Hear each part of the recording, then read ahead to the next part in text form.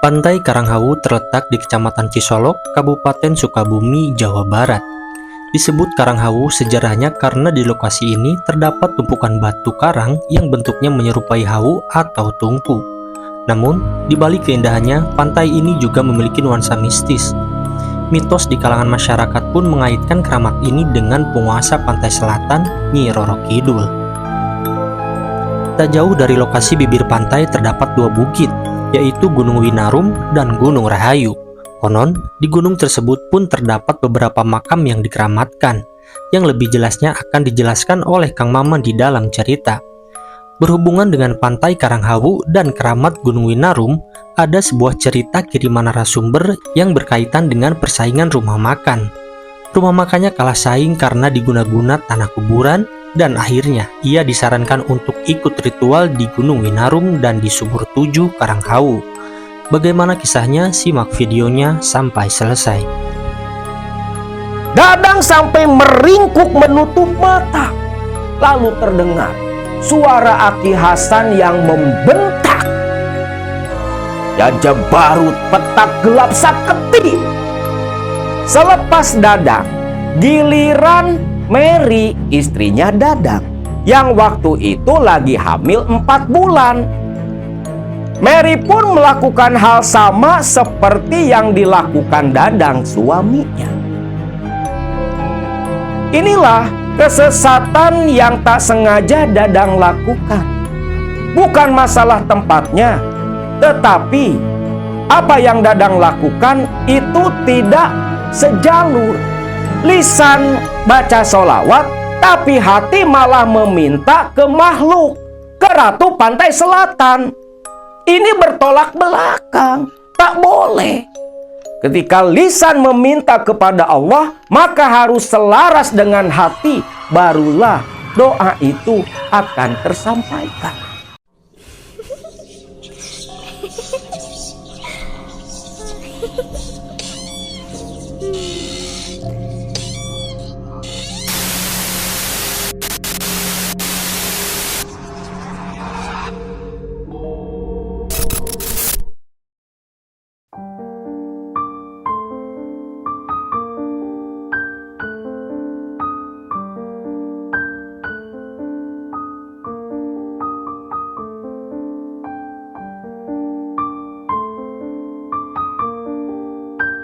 Assalamualaikum warahmatullahi wabarakatuh.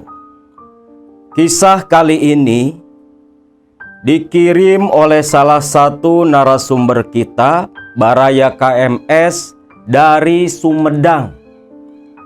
Beliau membagikan kisah ini dikarenakan merasa terpancing, tergugah oleh cerita tentang Teh Pina yang 4 videonya sudah Akang bagikan kepada Baraya semua, di mana narasumber kita yang bernama Teh Mary beberapa tahun silam pernah mengalami hal serupa, ikut menjalani ritual pesugihan dengan Dadang suaminya.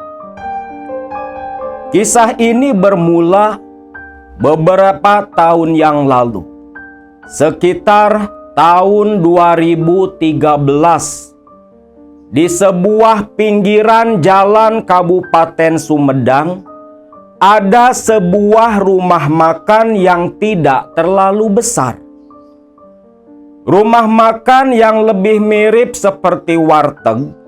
Di situ tempat beristirahatnya para pengendara, pengguna jalan, para supir truk yang sekedar melepas lelah sambil mengganjal perut mereka yang begitu lapar. Rumah makan itu dikelola oleh seorang perempuan tua yang bernama Bu Elin dengan anak semata wayangnya Dadang. Bapak dari Kang Dadang sendiri sudah cukup lama bertahun-tahun lalu meninggal dunia. Usaha warteg yang diwariskan pun menjadi penopang utama kehidupan pasangan ibu dan anak semata wayang ini. Dadang semenjak lulus sekolah, dia hanya bertugas di rumah makan sambil merawat dan membantu sang ibu. Ibunya yang sudah sering sakit-sakitan acap kali menyuruh Dadang agar lekas menikah. Khawatir dia tak bisa menyaksikan Dadang memberikan cucu untuk dirinya. Dadang pun bukan tak ingin cepat menikah, tetapi kekasihnya yang bernama Mary, yang masih tinggal di Sumedang juga, belum siap untuk menjalani rumah tangga. Waktu terus berlalu, makin lama di daerah sekitar warteg milik Dadang mulai bermunculan usaha-usaha yang serupa. Persaingan pun semakin ketat. Bahkan di sini, Dadang merasa makin hari pendapatan dan omset wartegnya semakin menurun. Dadang tak habis pikir, karena kalau masalah konsumen, Dadang ini banyak punya langganan. Tetapi entah kenapa, justru langganannya Dadang itu malah pindah ke rumah makan yang tak jauh dari wartegnya. Dadang sesekali pernah menyuruh orang membeli makanan ke sana. Dari segi rasa, itu tak jauh berbeda. Dadang jadi bingung sendiri. Satu ketika, Dadang pun berbicara dengan sang ibu sambil menunggu rumah makan atau warteg yang begitu sepi. Bu, kenapa ya bu? Semenjak ada rumah makan yang di ujung sana, warteg kita kok jadi sepi bu? Padahal rasa nggak jauh beda. Harga lebih murahan kita. Tapi kok pelanggan banyak yang pindah ke sana bu? Bu Elin, ibunya si Dadang, dia hanya tersenyum kecut. Dang, kamu masih awam di dunia usaha kuliner seperti ini. Kita bukan kalah harga, bukan kalah rasa. Tapi kita, Dang, kalah bumbu. Kalah bumbu? Bumbu kan urusannya sama rasa, Bu. Rasanya kan malah lebih enakan warteg kita. Bukan bumbu itu, Dang. Tapi bumbu yang ibu maksud itu ya sejenis magic lah. Magic? Magic apa, Bu? Ya kayak seperti penglaris. Yang kayak gituan lah, Dang. Ibu yakin rumah makan itu pasti pakai sesuatu untuk menarik para konsumen. Dadang pun terdiam karena dia memang baru mendengar hal-hal seperti itu. Makin dipikir, Dadang makin percaya juga sama ucapan ibunya. Karena tempo hari ada seorang supir truk yang parkir dan mampir di wartegnya Dadang. Itu sempat nanya, Kang Dadang, kenapa wartegnya tiap hari tutup? Udah berapa kali loh saya mau makan ke sini tapi wartegnya tutup. Makanya saya pindah makan di warung makan ujung sana, ucap si supir itu. Dadang pun mengernyit heran, lawong tiap hari wartegnya buka, gak pernah tutup. Tapi tiba-tiba ada konsumen yang bilang wartegnya tutup. Melihat sang anak yang malah melamun, Bu Elin pun menepuk pundak Dadang. Loh, kamu kok malah ngelamun, Dang? Enggak Bu, Dadang teh baru inget Bu.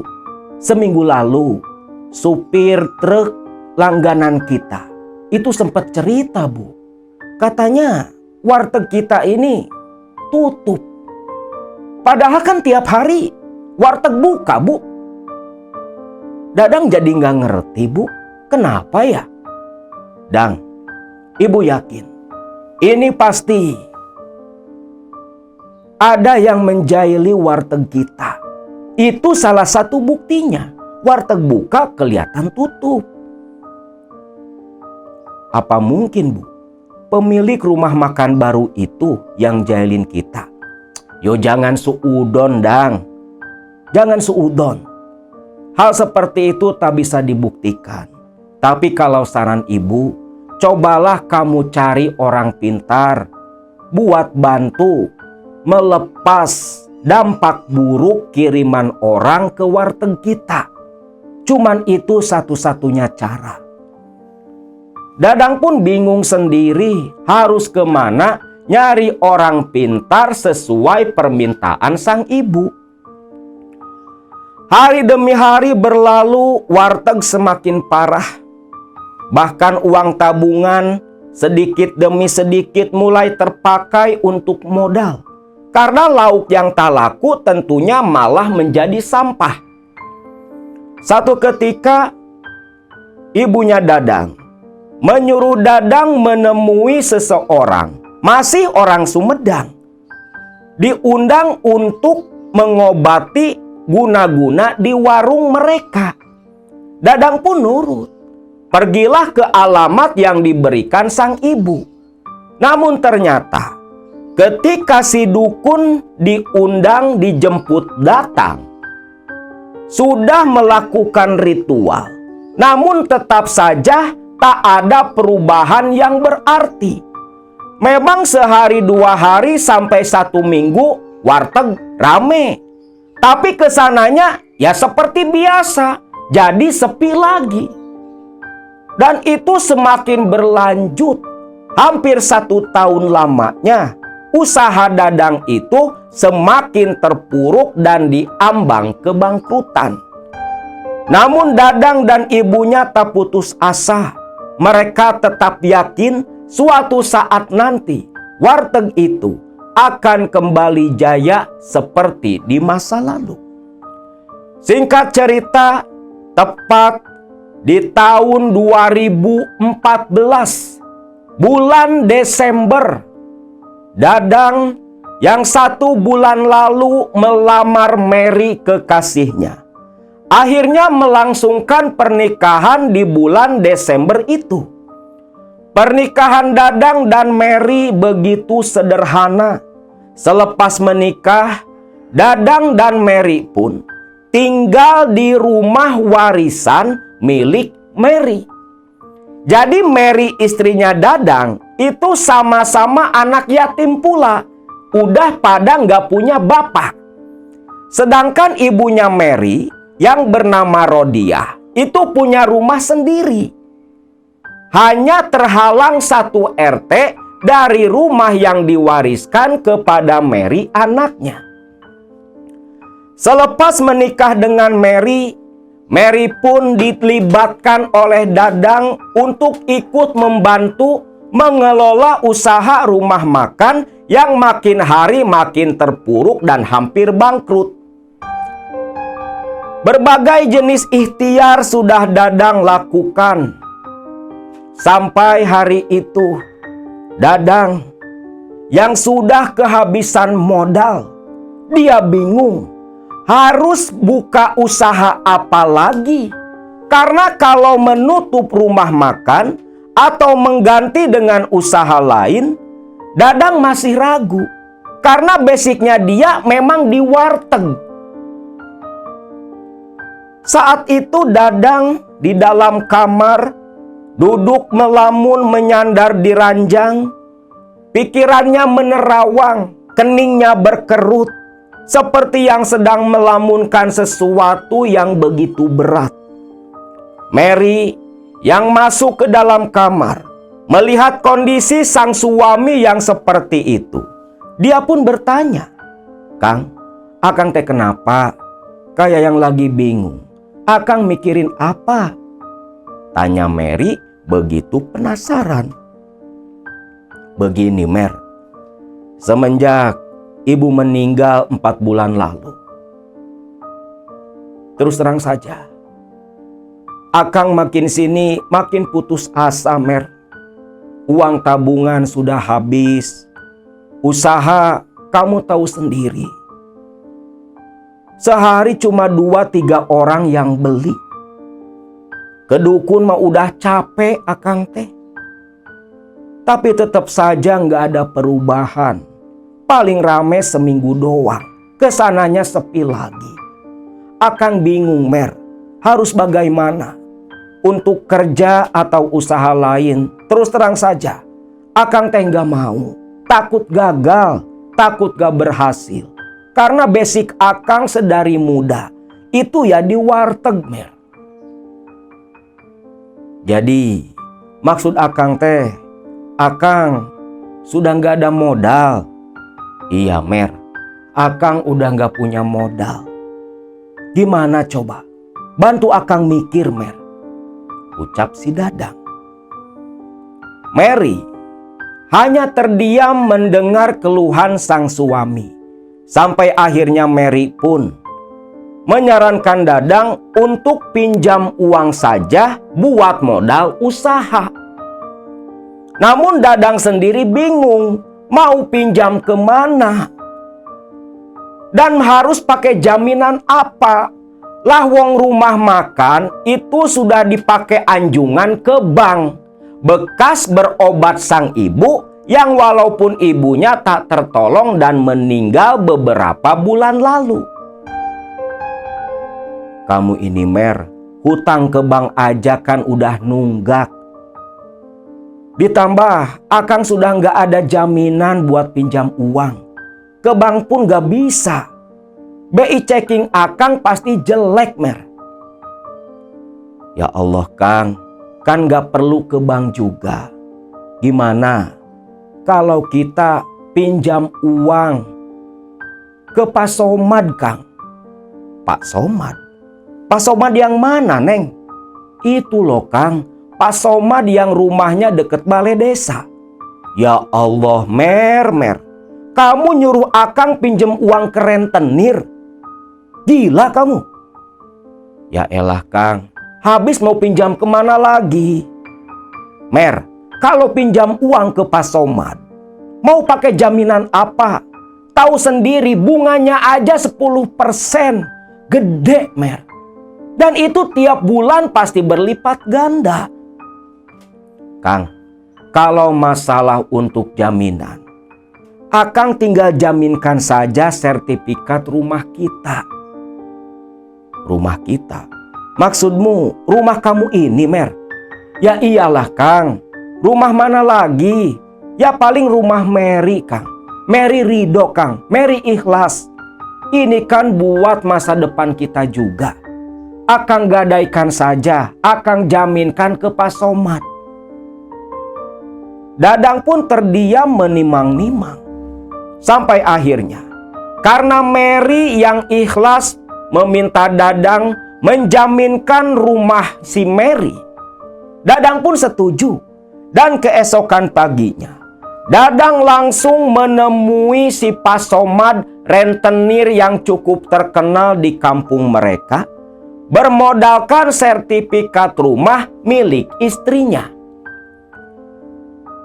Rentenir dapat jaminan sertifikat rumah. Tentunya begitu senang. Memang itu yang diharapkan. Bahkan rentenir mah, itu dia pengennya yang ngutang itu nggak bisa bayar. Biar yang jadi anjungan, yang jadi jaminan bisa langsung disita dan diamankan. Waktu itu tahun 2014, Dadang, dia tasungkan pinjam uang, tak tanggung-tanggung. Pinjam sampai 25 juta. Sebulan aja bunganya udah keliat 2,5 juta. 10% dari pinjaman pokok. Awalnya Dadang ragu. Namun karena Mary terus mendesak agar rumah makan wartegnya bisa dibuka lagi, akhirnya Dadang pun jadi pinjam. Sertifikat diberikan ke Pak Somad, uang pun lantas dia terima. Dan esoknya, bersama dengan Mary sang istri, Dadang pun mulai pergi ke pasar, belanja kebutuhan di warteg yang esok harinya akan mulai mereka buka kembali. Namun apa daya, dalam 1 bulan Dadang dan Mary hanya bisa menutup bunga pinjaman ke Pak Somad. Sedangkan ke bank udah terbengkalai, udah nggak bisa dicicil. Karena uang memang nggak ada. Makin hari Dadang pun makin bingung. Karena uang pinjaman dari Pak Somad ini semakin menipis. Akhirnya satu ketika bertemulah Dadang dengan kawannya zaman dulu sekolah di SMK yang sengaja mampir ke warteg si Dadang. Bisa dibilang kawannya Dadang ini orangnya agak peka dengan hal-hal yang bersifat goib. Terbukti sewaktu mau mampir ke rumah makannya Dadang, kawannya si Dadang ini yang bernama Wawan itu seperti yang ketakutan. Cukup lama terdiam di halaman warteg. Dadang sendiri bingung. Loh, si Wawan kok malah diem kayak gitu? Wan, ngapain sih? Wawan pun terkejut. Sambil mengernyitkan kening, melangkahkan kaki cukup ragu, Wawan pun mendekat dan masuk ke dalam warteg Dadang. Dang, ini nggak salah. Wartegmu kok kayak gini, Dang? Loh, nggak salah gimana, Wan? Dang, ini warteg. Ada yang jahilin orang loh. Jahilin orang? Dadang pura-pura nggak tahu. Maksud kamu apa, Wan? Dang, tadi sebelum saya mau masuk ke sini, sekelebat saya ngeliat ada pocong lewat. Pocong? Yang bener aja, Wan. Masa tengah hari bolong kayak gini ada pocong? Beneran, Dang. Yang namanya jin itu nggak pandang siang, nggak pandang malam. Mereka bisa muncul kapan saja. Apalagi ini. Saya kira pocong ini pasti pocong suruhan orang. Dadang terdiam. Karena masalah pocong ini sempat pernah dia dengar dari tetangga rumah yang tengah malam tak sengaja lewat di depan wartegnya Dadang. Wan, kamu teh gak salah lihat kan? Demi Allah, Dang, saya mah gak salah lihat. Ini sejenis guna-guna. Biasanya pakai media tanah kuburan yang memang umum buat matiin usaha orang. Coba sekarang kamu inget-inget, Dang. Pernah enggak kalau lagi di warteg kamu nyium bau bangke? Kaget si Dadang karena begitu sering. Biasanya aroma bangkai itu tercium ketika masuk waktu asar dan menghilang ketika isya. Itu pun Dadang ceritakan kepada si Wawan. Nah, gak salah lagi, Dang. Ini memang guna-guna tanah kuburan. Memang ciri-cirinya seperti itu, Dang. Waduh, lantas gimana, Wan? Apa kamu tahu orang yang bisa menyelesaikan masalah seperti ini? Ada, Dang. Ada. Orangnya tak jauh juga. Tak jauh. Tak jauh gimana, Dang? Ya tak jauh lah, masih di Pulau Jawa. Dan kamu, Wan, Pulau Jawa itu luas loh. Di mana, Wan? Kalau misalnya bisa disamperin, mau tak samperin lah. Udah capek, Wan. Udah capek. Nih usaha udah nelen banyak biaya. Hutang ke bank, hutang ke rentenir. Nyicil paling bisa nyicil bunga doang. Mana yang dijaminin rumah istri lagi? Rumah si Mary. tolonglah Wan, kasih tahu di mana dukun yang bisa bantu bersihin nih guna-guna tanah kuburan.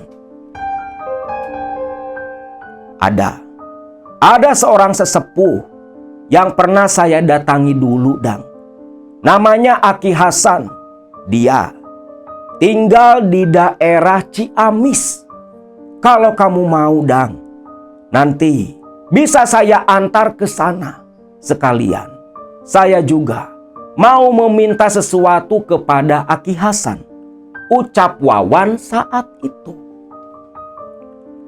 Dadang pun terdiam. Ciamis, tahu dia. Tapi Ciamis itu luas. Dadang kembali menanyakan daerah Ciamis mana. Namun Wawan tak mau menyebutkan karena ditakutkan nantinya menjadi fitnah ketika terdengar oleh orang-orang yang tinggal di daerah sana. Nama daerahnya memang oleh Teh Mary tak disebutkan. Teh Mary cuman bilang ke Ciamis waktu itu. Nah, singkat cerita nih, setelah beberapa hari Dadang dan si Wawan ketemu di warteg, mereka pun janjian tepat menjelang akhir tahun 2015. Dadang dan si Wawan berangkat bersama-sama menuju ke daerah Ciamis. Perjalanan ke Ciamis cukup memakan waktu. Terlebih lagi mereka berdua naik kendaraan umum. Setibanya di Ciamis, sebut saja daerah Cikoneng. Waktu itu, turun dari bis, mereka berdua harus menggunakan ojek. Dikarenakan untuk menuju rumah dukun yang bernama Aki Hasan, itu tak ada kendaraan seperti angkot yang bisa mengantarkan mereka. Bukan tak ada, tapi karena sudah sore, jadi angkutan umumnya seperti angkot pedesaan itu udah nggak beroperasi. Mereka pun harus menggunakan ojek. Mampir ke sebuah pangkalan ojek berjalan kaki. Mereka berdua minta diantarkan ke rumah Aki Hasan, yang tentunya semua ojek di tempat itu tahu betul di mana rumah Aki Hasan. Bisa dibilang, Aki Hasan ini sudah cukup terkenal. Semua orang tahulah keberadaan beliau yang merupakan seorang dukun sakti yang memang biasa dimintai tolong oleh orang-orang. Ternyata menuju ke rumah Aki Hasan cukup jauh, melewati pegunungan, hutan-hutan bambu, walau jalannya sudah diaspal bolong-bolong. Tetap membuat mereka bersemangat, ingin lekas bertemu dengan sosok si dukun. Sebagai gambaran, kampung tempat tinggal Aki Hasan di daerah Cikoneng ini berada di dekat hutan pinus. Bahkan hutan pinusnya dulu sempat dijadikan tempat wisata. Singkatnya, tibalah mereka di rumah Aki Hasan yang kebetulan tidak jauh dari jalanan desa. Turun dari ojek, Wawan menuntun si Dadang langsung menuju rumah sang dukun dan beruluk salam. Mengetuk-ngetuk pintu beberapa kali, terdengar suara langkah berlari. Pintu pun terbuka. Terlihatlah seorang lelaki paruh baya, sekitar umur 50 tahunan, membukakan pintu dan menyambut Wawan beserta Dadang. Loh, ini teh nak Wawan ya? Jang Wawan kan? Iya Ki, ini saya. Alhamdulillah. Masuk Jang. Wawan pun tersenyum dan mengajak Dadang masuk. Di ruang tamu, Dadang dan si Wawan duduk.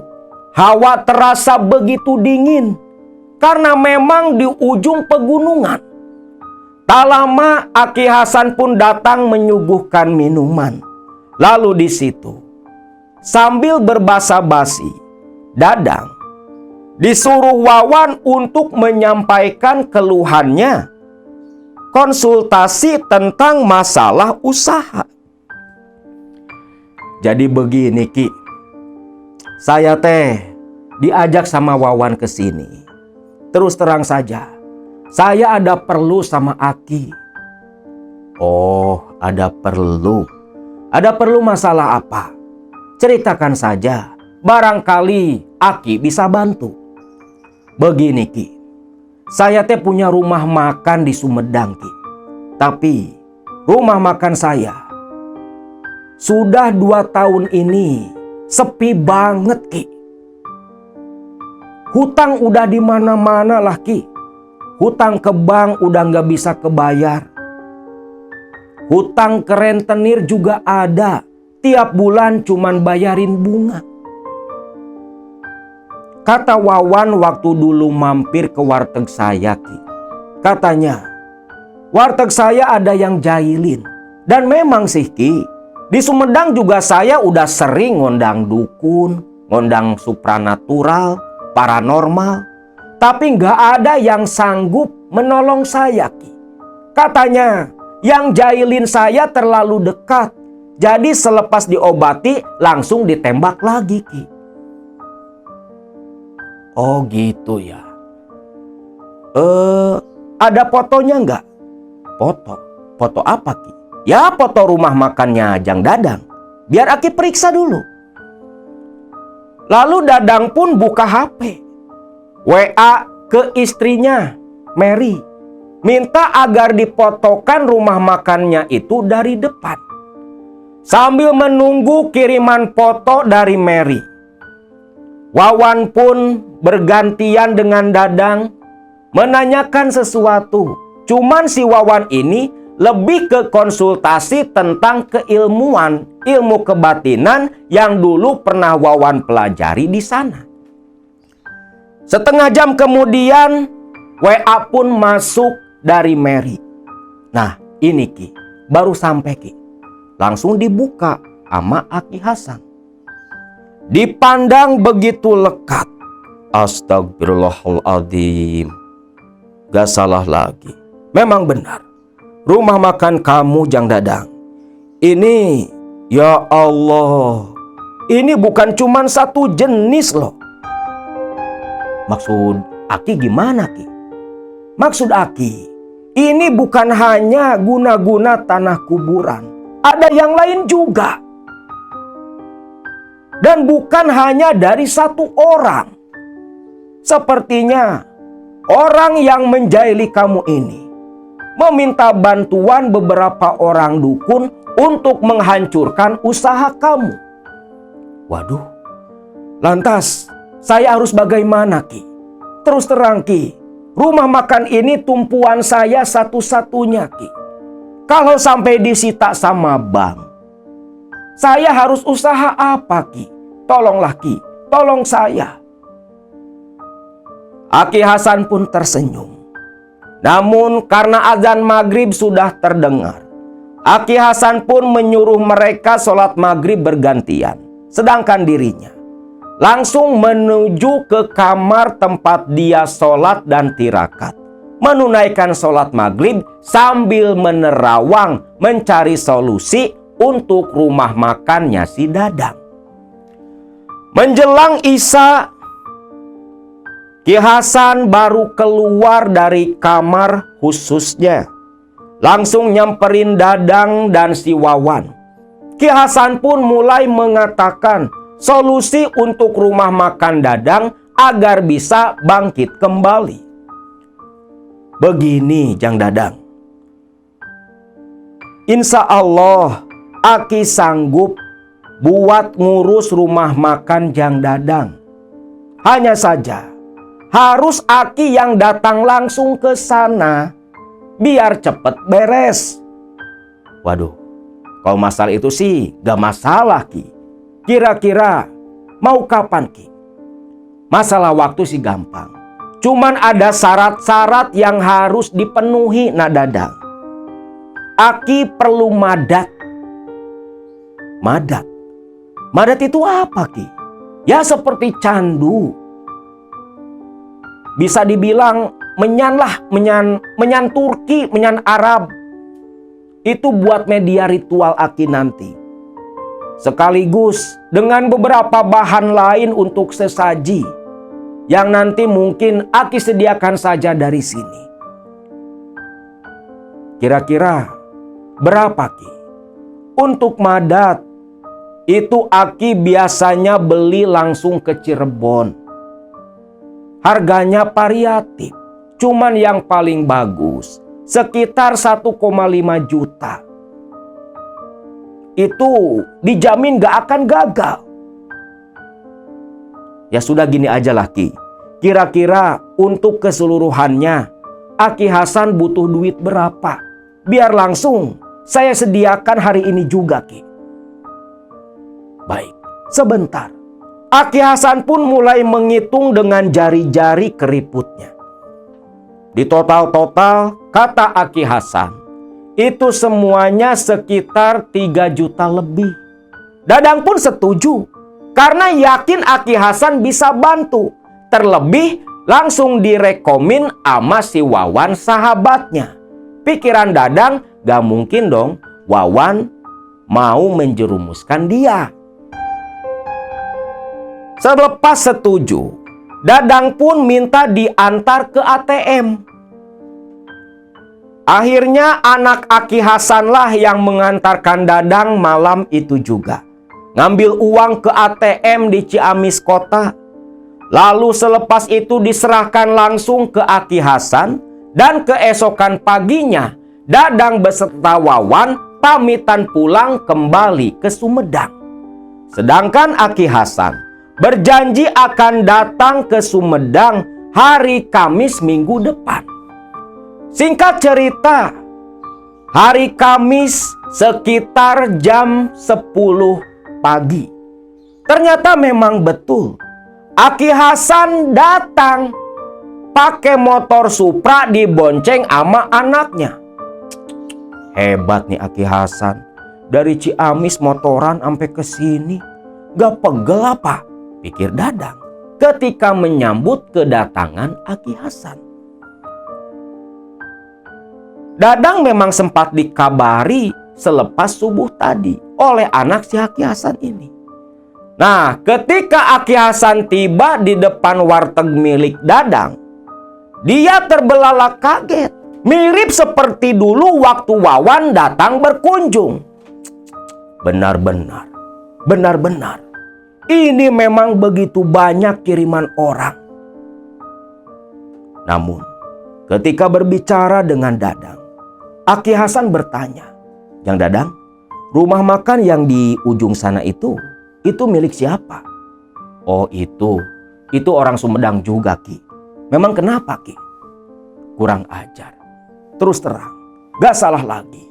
Yang ngerjain rumah makan kamu, warteg kamu ini, itu yang punya rumah makan.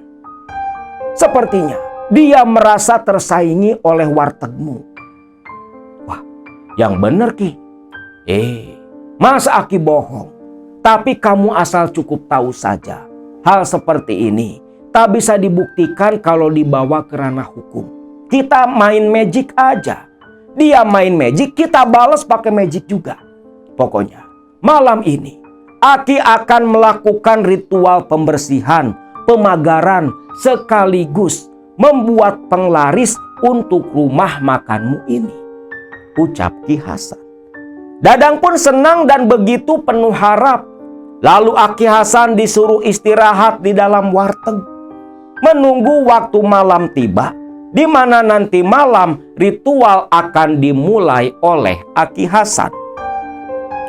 Singkat cerita, sekitar jam 8, dibantu oleh anak Ki Hasan yang bernama Yayan, Dadang dan Yayan langsung menggelar tikar di tengah warteg di dalam, menata berbagai jenis sesaji dan membakar arang. Sedangkan Aki Hasan sedang wiridan di kamar belakang warteg. Begitu lama Ki Hasan wiridan, jam 9 malam baru selesai. Selepas itu, Ki Hasan pun masuk ke tengah warteg, tempat di mana sesaji dan alat ritual sudah ditata begitu rapi. Lalu Ki Hasan bertanya, "Jang Dadang, itu pintu semua sudah dikunci?" "Sudah Ki, semua sudah dikunci." "Bagus. Kalau begitu, sekarang Aki akan mulai ritual. Jang Dadang sama si Yayan duduk saja di belakang. Ingat, apapun yang terjadi nanti, jangan sampai lari ataupun angkat kaki. Ada Aki yang akan melindungi kalian," ucap si Aki Hasan. Dadang dan Yayan hanya mengangguk saja, lalu ikut duduk bersila di belakang Aki Hasan yang mulai membakar madat dan kemenyan. Saat itu, Aki Hasan duduk bersila menaburkan kemenyan di atas bara arang sambil memegang sebilah keris. Terlihat keris ditunjukkan ke dalam baskom berisikan air yang di atasnya ditaburi kembang 7 rupa. Suasana di dalam warteg pun langsung berubah begitu mencekam. Hawa terasa menakutkan. Bulu kuduk Dadang dan si Yayan langsung meremang seketika. Terlebih ketika melihat tangan kanan Aki Hasan yang memegang sebilah keris seperti yang gemetar. Lalu tak lama, di tengah ketegangan situasi di dalam warteg, Dadang dan Yayang duduk sampai merapatkan dengkul mereka. Makin ketakutan, saling pandang. Raut takut dari keduanya jelas terlihat. Tiba-tiba, di atap warteg Dadang terdengar suara seperti benda yang meledak. Lalu, disertai warteg yang seperti terguncang. Bahkan Dadang sama Yayan sampai pegangan karena seperti yang digoyang-goyang. Lantai yang diduduki itu sampai terasa seperti mau miring. Dan tiba-tiba dari depan Aki Hasan, di ruangan warteg yang gelap tanpa sedikit pun penerangan, terlihat 2 titik cahaya kemerahan yang disangka senter kecil oleh Dadang, namun ternyata begitu semakin lama malah semakin membesar, sebesar bola-bola mata manusia. Disertai suara yang menggeram dan langkah kaki yang begitu berat. Dadang sampai meringkuk menutup mata. Lalu terdengar suara Aki Hasan yang membentak, "Ya Jabarut petak gelap saketi." Itulah ucapan Aki Hasan. Dan tak lama, terdengar suara jeritan seperti yang berasal dari rumah makan ujung yang kata Aki Hasan dalang di balik bangkrutnya warteg si Dadang. Setelah suara teriakan jeritan terdengar, situasi dan suasana di dalam warteg pun kembali berangsur normal. Lalu Aki Hasan berkata, "Dang, nyalakan lampunya Dang." Iya Ki." Dadang lantas berdiri, meraba dinding warteg, langsung memencet saklar. Lampu pun menyala. "Ki, yang tadi apa Ki?" Itulah sosok jin kiriman dari pemilik rumah makan ujung itu. Kalau kamu pengen tahu, yang menyala merah tadi, yang menggeram itu sosok buta. Buta Ki? Yang bener Ki? Iya, itu sosok buta. Tadi apa kalian berdua dengar suara jeritan? Iya Ki, dengar Ki. Sekarang coba kita keluar, ucap Ki Hasan. Dengan gagahnya, Ki Hasan berdiri menyarungkan kembali kerisnya, lalu berjalan mengikuti Dadang dan Yayan anaknya keluar warteg. Begitu keluar, terlihat di ujung di rumah makan saingannya Dadang. Itu orang-orang berkerumun, seperti ada keributan. Yan, coba kamu ke sana, lihat apa yang terjadi. Waduh, gak apa-apa nanti Pak. Gak apa-apa, kau datang ke sana. Kalau si Dadang yang ke sana, bisa jadi fitnah nanti. Cepat, kau pergi saja sana. Yayan pun lantas berlari ke sana. Singkatnya, Yayan sampai dan ikut menerobos kerumunan. Terlihatlah di dalam warteg, di dalam rumah makan itu, ada seorang pelayan yang pingsan dikerumuni beberapa orang. Lalu Yayan bertanya, Kang, itu kenapa kok pelayannya pingsan? Gak tahu, tadi lagi nganterin makanan. Ujuk-ujuk langsung teriak kayak orang kesurupan. Malah jatuh pingsan. Kita juga gak tahu, ucap orang yang ditanya itu. Yayan pun langsung tersenyum menganggukkan kepala, pelan-pelan mundur dan balik lagi menemui Dadang beserta bapaknya. Pak, itu pelayan wartegnya katanya kesurupan langsung pingsan. Nah, Dang, itu berarti buta yang tadi itu sudah berbalik ke pengirimnya. Berarti guna-guna yang sudah dia tebar sudah hancur. Sekarang tinggal kita membersihkan sisa-sisanya lalu dipasangi penglaris agar wartegmu maju kembali. Dadang pun tersenyum. Begitu yakin dia. Kalau saja dari dulu tahu, dia nggak bakal sampai jaminin rumah ke rentenir. Dengan bantuan Ki Hasan, malam itu pun langsung terbukti. Singkatnya, sampai jam 2 dini hari baru kelar tuh. Di mana Aki Hasan memasang suatu benda yang entah apa di setiap sudut warteg milik Dadang. Dan pagi harinya, selepas semua selesai, Aki Hasan pun pamitan. Dan kalau nanti terjadi sesuatu, Aki Hasan meminta Dadang untuk lekas memberitahu. Dadang pun setuju mengantar kepergian Aki Hasan sampai ke pinggir jalan. Dadang pun punya harapan baru. Esok pagi rencananya dia akan buka warteg kembali. Singkat cerita, besoknya warteg pun dibuka. Betullah, baru setengah jam buka warteg, Dadang dan Mary langsung didatangi 5 orang pelanggan. Dalam hati Dadang tersenyum. Alhamdulillah, ritual Aki Hasan ternyata tokcer. Kalau kayak gini, hutang bisa cepat dibayar, pikir si Dadang. Hari itu Dadang sama si Mary istrinya sampai kewalahan layani pembeli. Namun ternyata hari demi hari berlalu. Selepas 1 minggu rame, hari ke-8 mulai terlihat ada penurunan.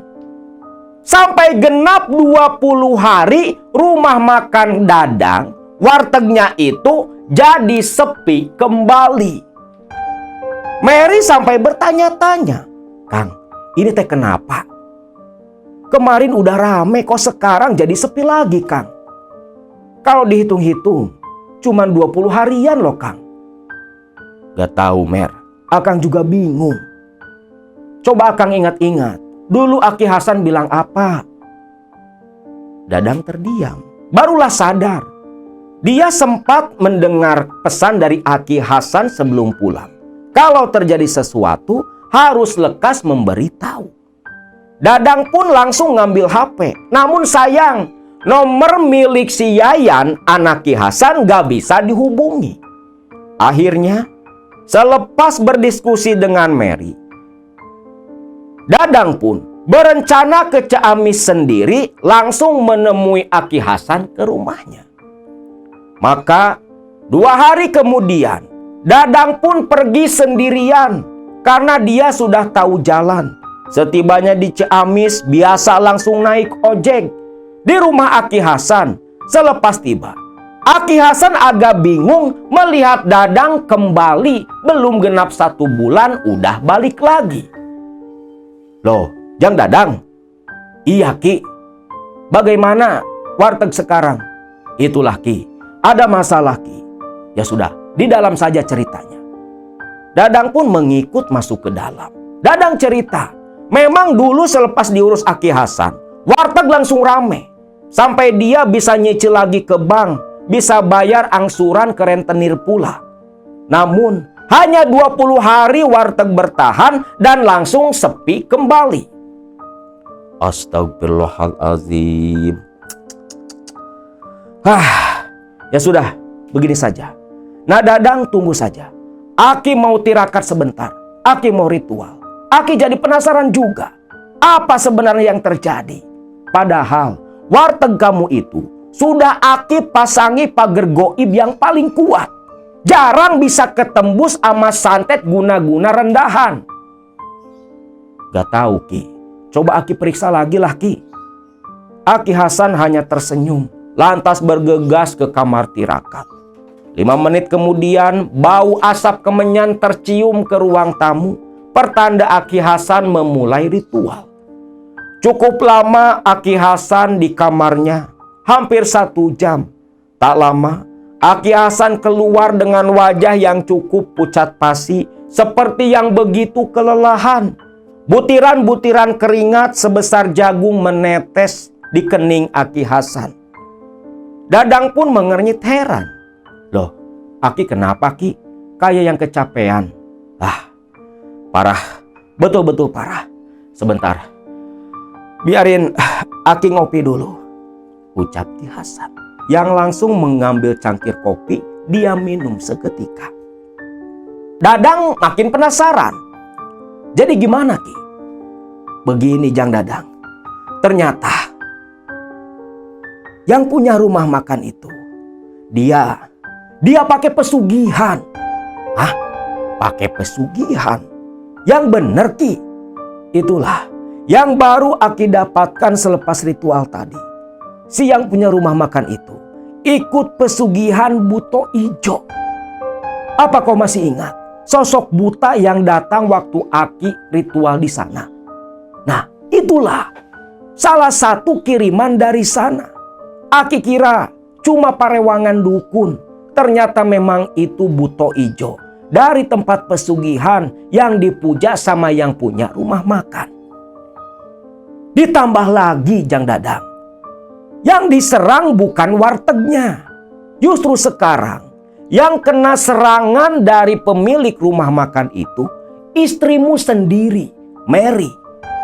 Loh, maksud Aki bagaimana Ki? Jadi begini, yang diserangnya Mary. Jadi si jinnya itu merasuk dan diam dalam tubuh Mary. Maka ketika Mary ikut jualan, Mary secara tidak langsung menjadi penghalang dan penghijab usahamu. Waduh, kok bisa gitu sih Ki? Ya itulah permainan bangsa jin. Dukun-dukun ilmu hitam memang seperti itu. Rumit Jang. Waduh, lantas gimana Ki? Apa yang harus saya lakukan Ki? Terlebih saya khawatir terjadi sesuatu ke istri saya Ki. Mana istri saya sekarang lagi hamil. Lagi hamil? Berapa bulan? 4 bulan Ki. Mary lagi hamil 4 bulan. Ya Allah. Begini saja. Sekarang Jang Dadang menginap saja di sini. Nanti malam Aki akan ritual lagi. Mencari solusi yang tepat untuk masalah kalian. Baik Ki. Tolong saya Ki. Tolong. Dadang sampai setengah menangis meminta tolong Aki Hasan. Ki Hasan hanya mengiyakan saja. Singkat cerita, malam harinya beneran Aki Hasan ini ritual semalaman di kamar tirakat. Baru selepas adzan subuh keluar. Di situ pun Aki Hasan langsung membangunkan Dadang dan ngajak berbicara masalah solusi yang dia dapatkan semalam. Jadi bagaimana Ki? Begini Jang Dadang. Istrimu harus diruat dibersihkan dengan cara mandi. Mandi biasa, Ki? Bukan. Menurut wangsit yang Aki dapat, istrimu harus dimandikan di sumur 7 Karanghawu. Sekalian saja, nanti kita ziarah ke Gunung Winangun, ke pesanggrahannya Ibu Ratu Pantai Selatan. Siapa tahu saja ada sesuatu untukmu sebagai solusi masalah warteg yang sekarang sepi lagi. Dadang hanya bisa diam. Memang sempat dia mendengar sumur 7 di Karanghawu. Pantai Karanghawu di desa Cisolok, Sukabumi sana, yang memang sudah cukup terkenal. Apa nggak ada solusi lain, Ki? Ki Hasan hanya menggelengkan kepala. Dadang kembali diam seolah berpikir menimang-nimang. Sampai akhirnya Dadang pun menyetujui usulan Ki Hasan dan mengatur waktu kapan akan berangkat ke sana. Ki Hasan hanya bilang, untuk hari itu Dadang langsung pulang saja ke Sumedang. Bicarakan dengan Mary istrinya. Dan hari Kamis minggu depan, Aki Hasan akan ke Sumedang dan langsung berangkat bersama-sama menuju ke Pantai Karanghawu, daerah Sukabumi sana. Dadang pun setuju. Maka hari itu dia cepat-cepat balik kembali ke Sumedang. Setibanya di sana, Dadang ceritakan kepada Mary tentang solusi dari Aki Hasan, sekaligus masalah Mary yang terkena guna-guna dari si pemilik rumah makan yang ternyata ikut pesugihan buta. Mary pun terbelalak kaget karena baru ngeh dia. Kapan hari Mary sempat mimpi, di mana dalam mimpinya Mary didatangi sosok makhluk seperti gorila tinggi besar, begitu menyeramkan, dengan bulu yang berwarna hitam dan mata kemerahan. Dadang pun sedikit menyesalkan kenapa Mary nggak langsung cerita, karena itu memang adalah suatu pertanda. Lalu Dadang cerita kalau Mary harus dimandikan di sumur 7 di Pantai Karanghawu. Mary pun agak takut karena dia kan kondisinya lagi ngandung. Tapi Dadang ini ngomong, "Mer, kamu gak usah takut. Kita nanti ke sana bareng sama Aki Hasan. Nanti Aki Hasan yang bantu kita dan sekaligus melindungi kita juga." "Baiklah Kang, kalau memang Aki Hasan ikut, Mary mau Kang. Mary kira cuman kita berdua yang ke sana." "Enggak lah, Akang kan gak tahu apa-apa. Belum pernah juga ke Karanghawu." "Lantas, mau kapan Kang Aki Hasan ke sini?" "Kamis depan. Kamis depan Aki Hasan ke sini." Mary pun hanya tersenyum saja. Singkat cerita, ternyata bukan hari Kamisnya Aki Hasan datang.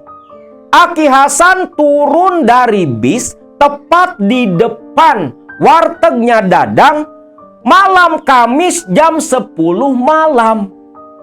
Dadang yang waktu itu lagi nutup gebyog dan pintu warteg terkaget karena mendengar suara Aki Hasan dari belakang. "Astagfirullahaladzim. Loh, Ki, katanya mau Kamis." "Aki lupa. Soalnya hari Kamis kita sudah harus berada di sana. Minimal duhur sudah sampai. Karena Aki punya firasat, kita ritual di sana agak lama." "Ya sudah Ki, masuk saja Ki. Kebetulan Mary juga masih di sini. Silakan Aki saja yang cerita." Aki Hasan pun tersenyum, masuk ke dalam warteg dan mulai langsung berbicara bersama Mary. Singkat cerita, pagi-pagi Dadang pun langsung menemui kawannya yang biasa rentalin mobil. Sudah dapat mobil sewaan.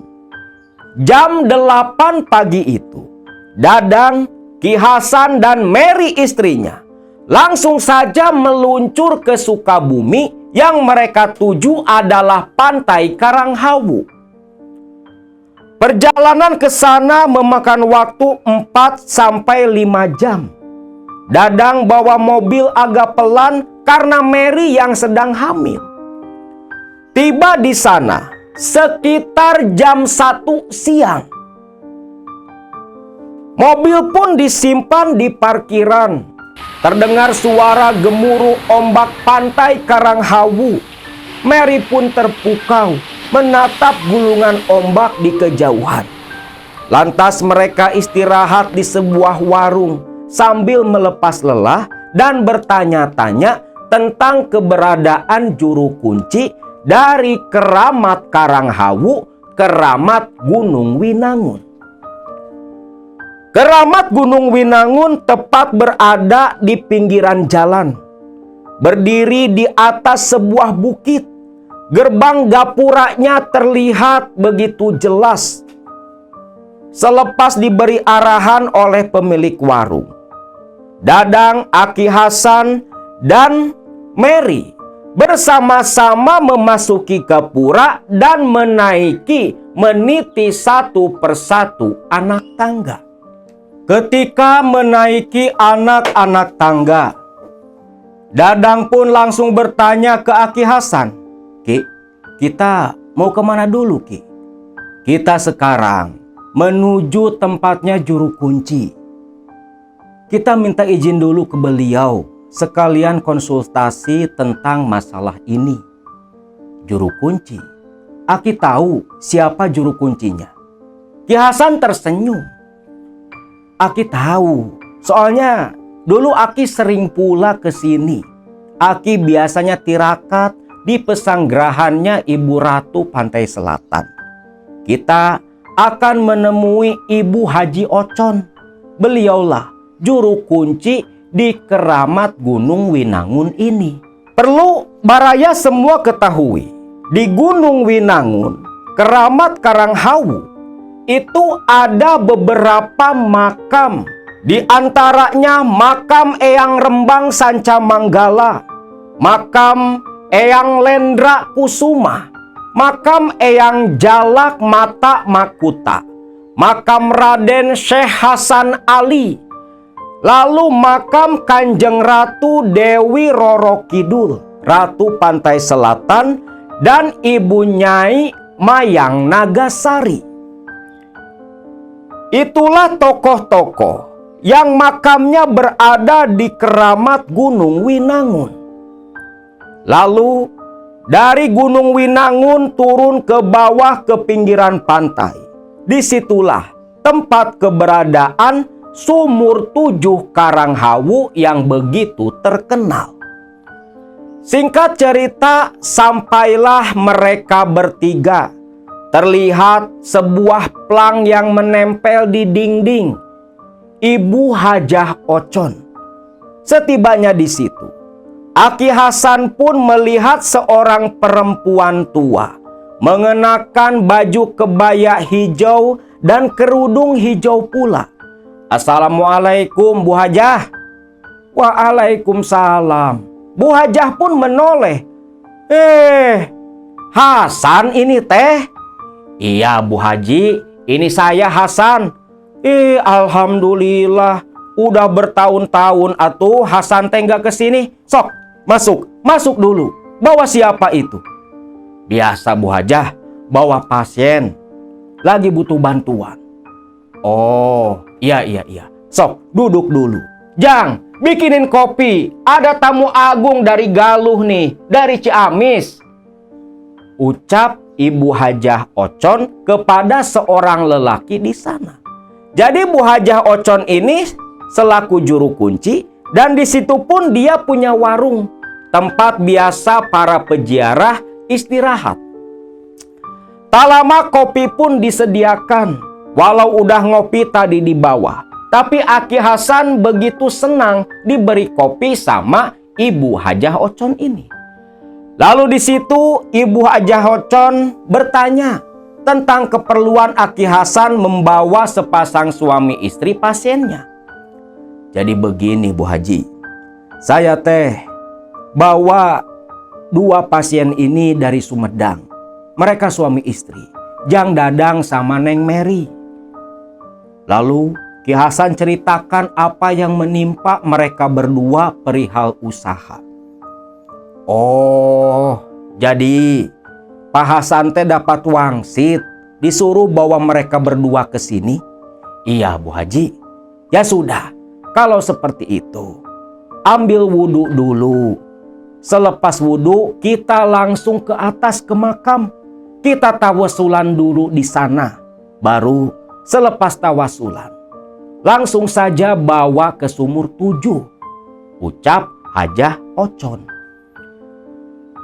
Hasan pun beserta Dadang dan Mary langsung ambil wudhu di sana.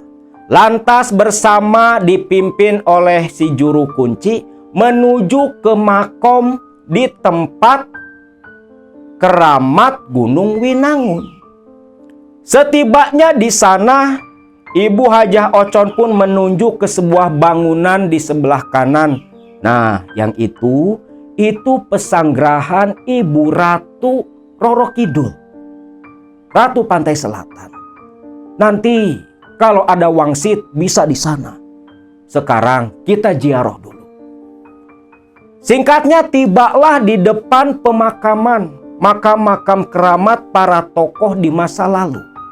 Di mana di Karanghawu ini, menurut legenda dan cerita yang dipercaya, di pesanggrahan Ibu Ratu Pantai Selatan, dulu disitulah Bung Karno, presiden pertama kita, melakukan tirakat dan semedi dan bertemu dengan Ratu Pantai Selatan sekitar tahun 1940-an sebelum Bung Karno membaca teks proklamasi kemerdekaan.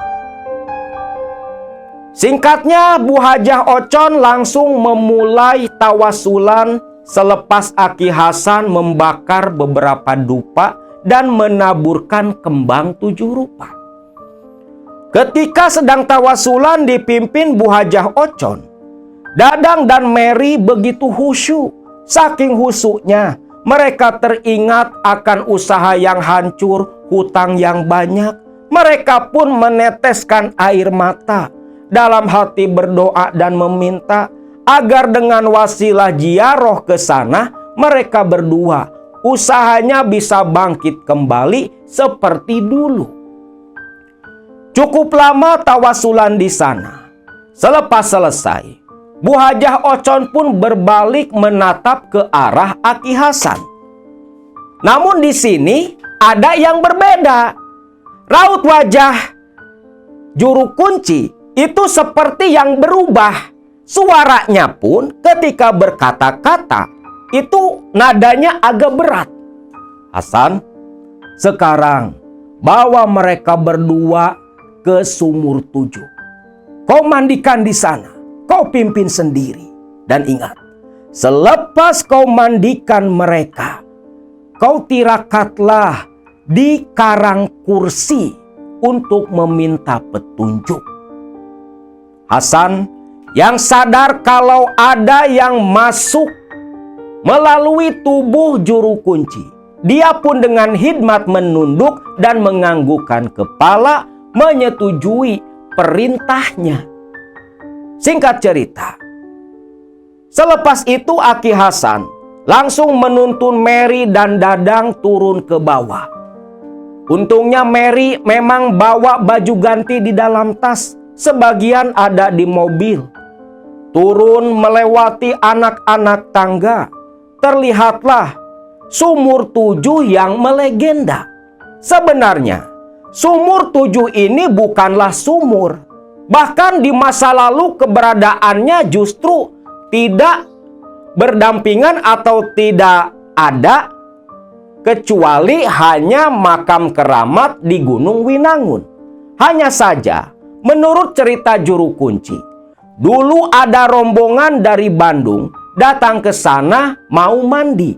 Berhubung gak ada sumur, si juru kunci itu menyuruh anaknya mengantar mereka ke cekungan karang yang sekarang inilah disebut sumur 7. Setibanya di sumur 7, ada beberapa peziarah juga seperti yang baru selesai mandi. Lalu Aki Hasan mengajak Mary dan Dadang. Untuk yang pertama melakukan ritual, Dadang terlebih dulu. Dadang disuruh menanggalkan pakaiannya, hanya menyisakan celana kolor saja. Dan disuruh masuk ke dalam cekungan sumur pertama. Di mana perlu kalian ketahui pula, setiap sumur di Karanghawu ini mempunyai khasiat yang berbeda-beda. Sumur yang pertama itu khasiatnya untuk membuka, memperbaiki, dan meningkatkan aura. Sumur yang kedua untuk membuang penyakit, baik itu penyakit dohir ataupun penyakit batin, seperti santet dan guna-guna kiriman dari orang lain. Dan sumur yang ketiga itu khusus untuk keduniawian, karir dan usaha, serta sejenisnya yang berhubungan dengan uang atau perekonomian. Sumur yang keempat itu khasiatnya untuk pengasihan. Sumur yang kelima, konon katanya, khasiatnya bisa bikin awet muda. Sumur yang keenam itu adalah sumur pengasihan Ibu Ratu. Sumur yang ketujuh, khasiatnya untuk kekuatan batin, kekuatan badan seseorang, seperti untuk meningkatkan ilmu yang dimiliki si orang yang ritual di sana.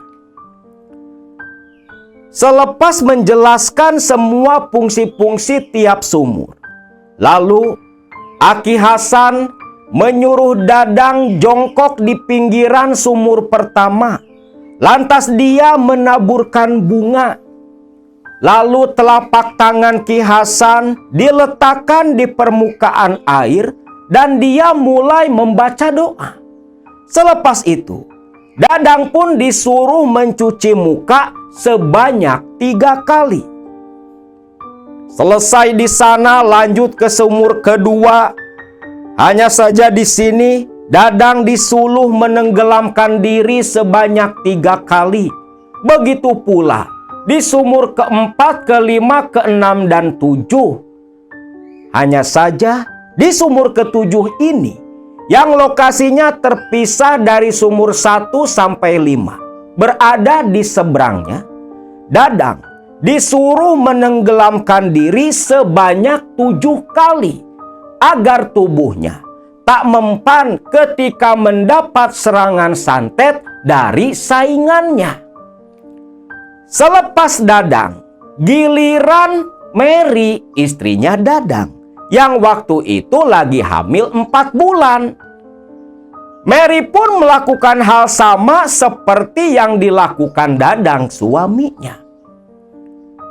Tak ada yang aneh awalnya. Hanya saja ketika di sumur kedua, sumur yang fungsinya untuk menghilangkan penyakit, ketika Mary menurunkan kaki ke sumur itu, Mary merasa sekujur badannya seperti yang terkena sengatan listrik. Sampai Mary, aduh Ki, lanjutkan saja.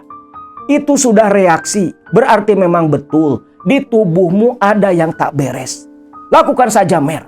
Mary menurut, lantas jongkok. Aki Hasan taburkan kembang, mulai berdoa sambil meletakkan tangan di permukaan air. Seketika itu pula, Mary merasa sekujur badannya seperti ditusuk dari luar. Dari dalam seperti disayat, ditambah rasa perih dan panas yang teramat sangat. Terlebih ketika Mary disuruh menenggelamkan diri menyelam sebanyak 3 kali. Mary menjerit-jerit kesakitan sampai jeritannya membuat para peziarah yang mau pulang berhenti menoleh memperhatikan mereka. Ki Hasan sampai memegangi ubun-ubun Mary dan terus membaca doa. Barulah selepas selesai di sumur kedua dan naik kembali ke pinggiran karang, Mary mulai merasa badannya agak mendingan dan dipaksa melanjutkan ke sumur yang lainnya sampai genap 7 sumur. Semua dilakukan oleh Mary saat itu. Terlihat Mary yang seperti begitu kepayahan. Ki Hasan menyuruh Dadang memberi Mary minum. Nah, sekarang kalian berdua langsung saja ke tempatnya juru kunci. Tunggu Aki di sana. Aki mau ritual dulu di karang kursi, di tempat duduknya Ibu Ratu Pantai Selatan, ucap Ki Hasan. Dadang mengangguk dan sambil memapah Mary langsung kembali menaiki anak-anak tangga menuju tempat Ibu Hajah Ocon. Ki Hasan langsung menyeberang menuju ke karang kursi. Padahal ombak saat itu begitu besar. Tapi Ki Hasan ini kan bukan orang sembarangan. Setibanya di karang kursi, Ki Hasan pun melakukan ritual meminta petunjuk sang penguasa pantai selatan. Setelah cukup lama duduk dan memohon wangsit, Ki Hasan pun mendapat bisikan, di mana isi bisikannya meminta Ki Hasan agar si Dadang disuruh tirakat malam itu di pesanggerahannya Ibu Ratu Pantai Selatan, tempat di mana dulu Bung Karno melakukan semedi dan bertemu dengan Ratu Pantai Selatan di masa lalu. Selepas mendapat wangsit, Ki Hasan pun langsung kembali. Tepat ketika menginjak kaki di anak tangga pertama, azan maghrib pun berkumandang di kejauhan. Buru-burulah Ki Hasan menemui Dadang dan si Mary di tempatnya juru kunci. Setibanya di sana, ternyata juru kunci pun ada, terlihat sedang memijit-mijit kaki Mary. Hasan, sudah selesai kamu? Udah, Bu. Gimana itu si Mary, Bu? Ini ibu lagi bantu ngeluarin sisa-sisa penyakit batin yang ada di tubuhnya. Kasihan dia, mana lagi hamil. Lantas, apa yang sudah kau dapatkan? Wangsit apa yang kau terima di karang kursi? Lalu di situ, Ki Hasan pun menceritakan perihal wangsit yang dia dapat, di mana Dadang harus ritual di pesanggerahan Ibu Ratu Kidul. Mendengar itu Haji Ocon pun tersenyum. Ya sudah, nanti selepas Isya kita antar si Dadang bersama ke pesanggerahan. Biar ibu yang buka ritualnya. Untuk keperluan ritual, Dadang, kamu tinggal beli saja. Semua sudah ada di sini, ucap juru kunci. Dadang pun setuju-setuju saja. Dia menyerahkan semuanya kepada Ki Hasan dan si juru kunci. Singkat cerita, tepat jam 9 malam, Dadang pun dibawa oleh Hajah Ocon dan Ki Hasan menuju pesanggerahan Ibu Ratu Pantai Selatan. Memegang gagang pintu, Hajah Ocon beruluk salam membaca doa.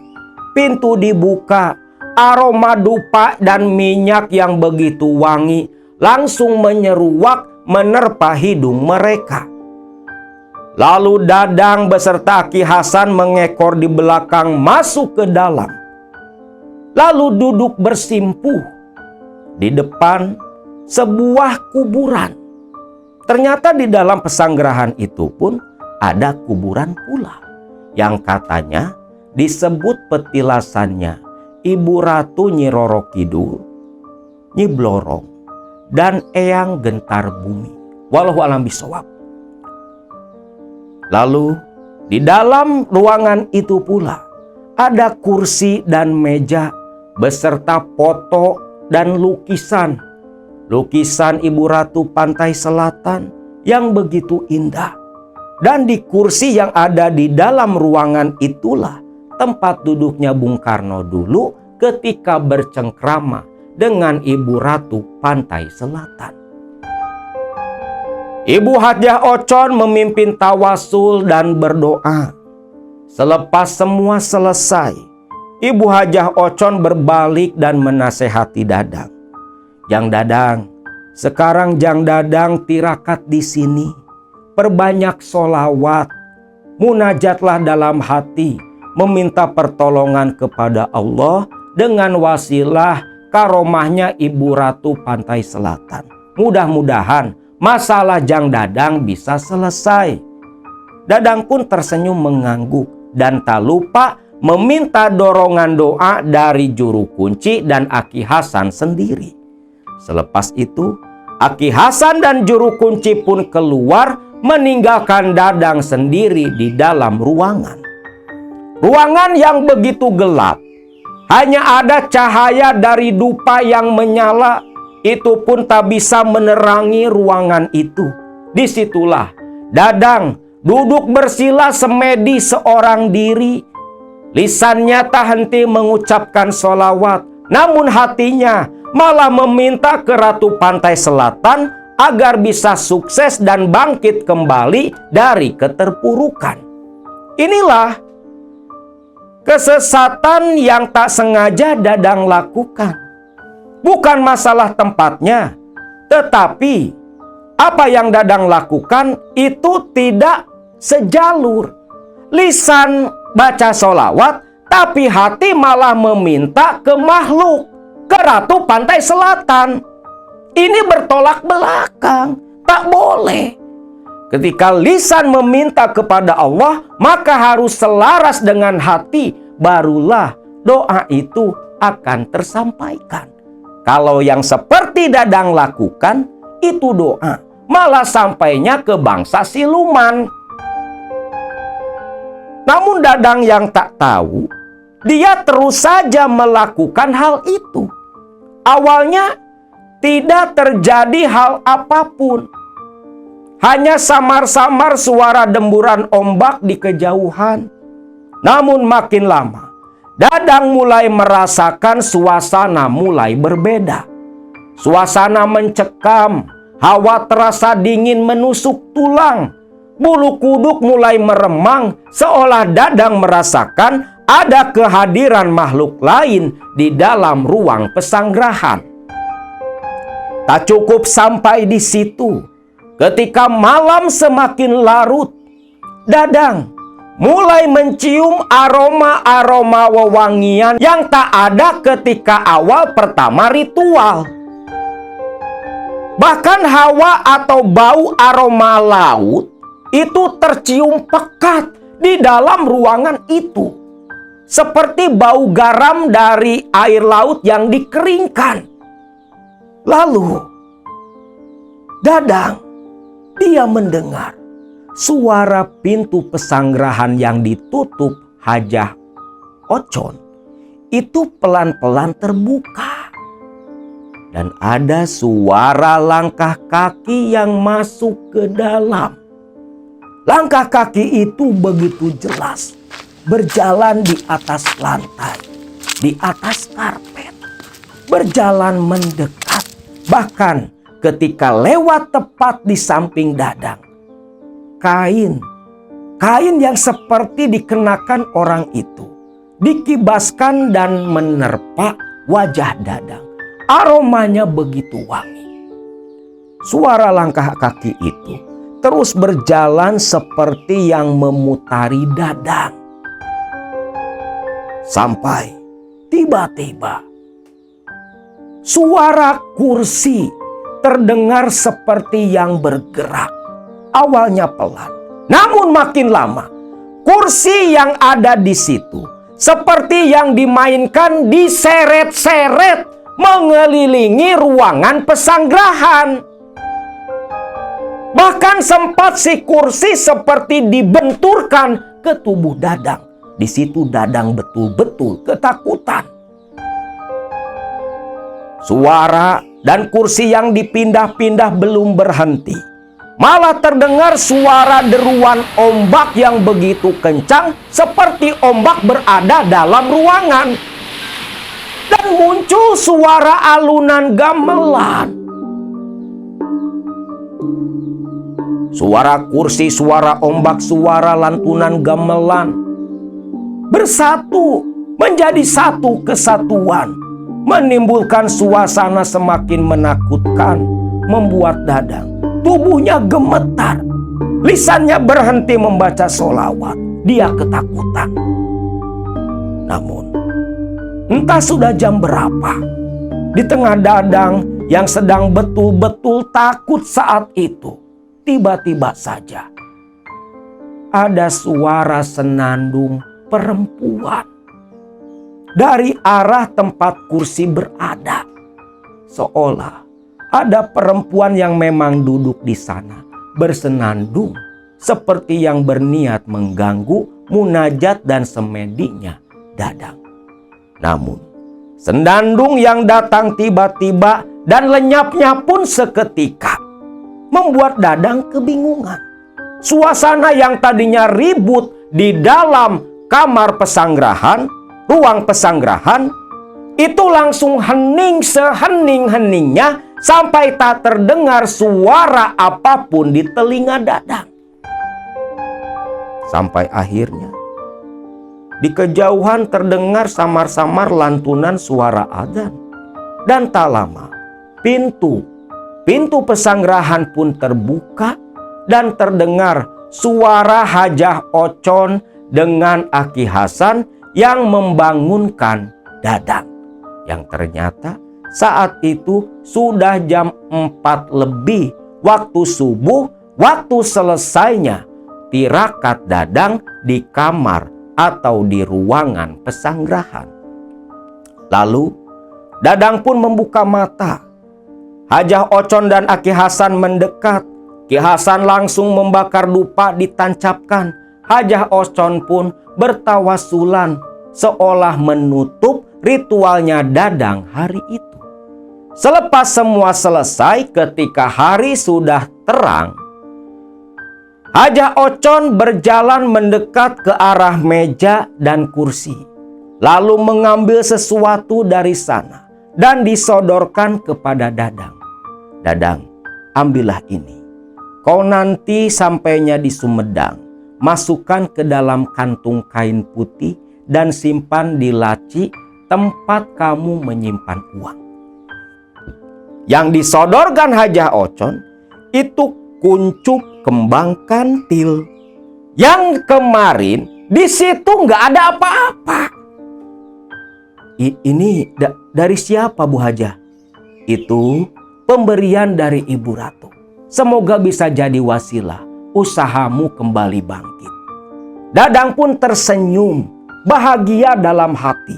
Ada keyakinan kalau memang usahanya pasti bisa bangun kembali. Selepas itu, Dadang pun dituntun ke tempat juru kunci.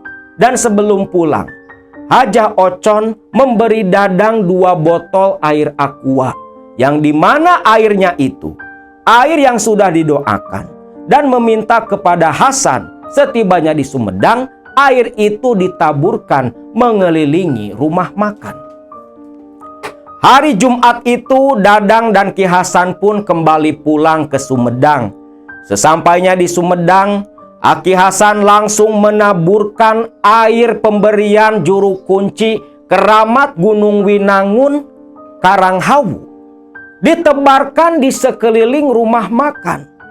Dan selepas itu, ba'da maghrib, Aki Hasan minta diantar ke terminal dan langsung pulang kembali ke Ciamis. Satu hari Sabtunya, Dadang dan Mary beristirahat karena masih kelelahan pasca ritual dari Karanghawu. Dan di hari Seninnya, mulailah Dadang dan Mary membuka kembali warteg mereka. Dan di situ memang keajaiban terjadi. Warteg yang sepi kembali ramai lagi. Senang bukan main Dadang dan Mary. Karena keuntungan dari warteg selepas ritual dari Karang Hawu itu sampai mereka bisa menutup hutang ke bank yang sudah mengirim surat peringatan rumah makan mau disita oleh pihak perbankan.